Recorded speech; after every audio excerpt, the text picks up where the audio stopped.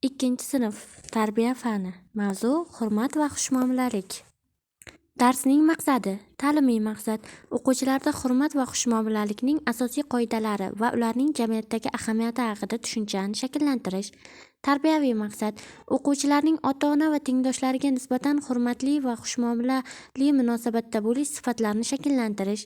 Rivojlantiruvchi maqsad o'quvchilarning turli ijtimoiy muhitda oilaviy, o'quv, ommaviy xushmuomalalik qoidalarini qo'llay olish ko'nikmalarini shakllantirish. Atrofimizda turli kasb egalari bor.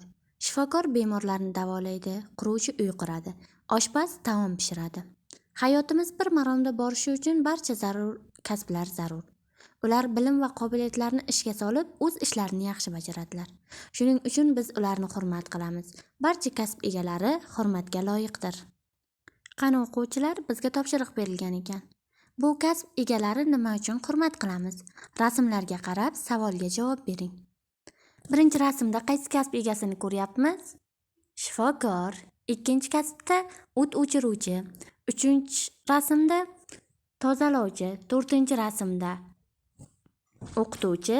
Beshinchi rasmda quruvchi. Oltinchi rasmda hamshira. Yettinchi rasmda oshpaz. Sakkizinchi rasmda novvoy rasmlarni ko'ryapmiz. Ular bizga o'z ehtiyojlarimizni qondirishda yordam beradilar. Shuning uchun biz ularni hurmat qilamiz. Barakalla bolajonlar. Biz kishida qandaydir fazilatlarni sezsak, uni hurmat qilamiz. U muhim nimadir bilishi yoki biror qiyin yumushni bajara olishi mumkin. Bizni uning rostgo'ylik, mehribonlik va mardlik kabi ajoyib xislatlari yoki yaxshi ishlari hayratga solishi mumkin. Aqlli, ishonchli, hozir javob, hamisha va'dasini bajaradigan kishilar hurmatimizni qozonadi.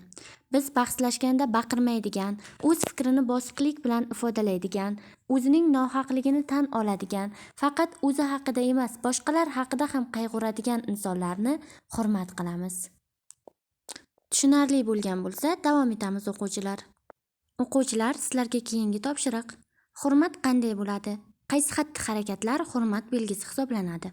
Bu topshiriqni bajarish uchun har biringiz daftarga o'z fikr-mulohazalaringizni bayon etasiz va bayon etish jarayonida quyidagi so'zlar berilgan. Mana shulardan foydalanib fikringizni bayon etishingiz zarur. Bular bosh egish, ta'zim qilish, qo'lni ko'ksiga qo'yish, qo'lni siqib ko'rishish, turli imo-ishoralar qilish, yo'l bo'shatish, so'zini diqqat bilan tinglash, maslahat so'rash, jamoat transportida joy berish kabi so'zlar. Qani ketdik, bajarishni boshlang. Hurmat odamlarning fazilatlarini tan olishdir. Biz hurmatni his qilganimizda o'sha odamga boshqacha munosabatda bo'lamiz. Uning so'zlari, fikri, harakatlari biz uchun muhim, qadrli bo'ladi. O'quvchilar, uyga vazifa bilan tanishing. Ertaklar, kitob, multfilm va badiiy filmlardan o'zingizga yoqqan, siz hurmat qiladigan qahramonlarni eslang. Siz ularni nima uchun hurmat qilasiz? O'z fikringizni daftaringizga yozib keling. Shu bilan darsimiz o'z nihoyasiga yetdi. E'tiboringiz uchun rahmat.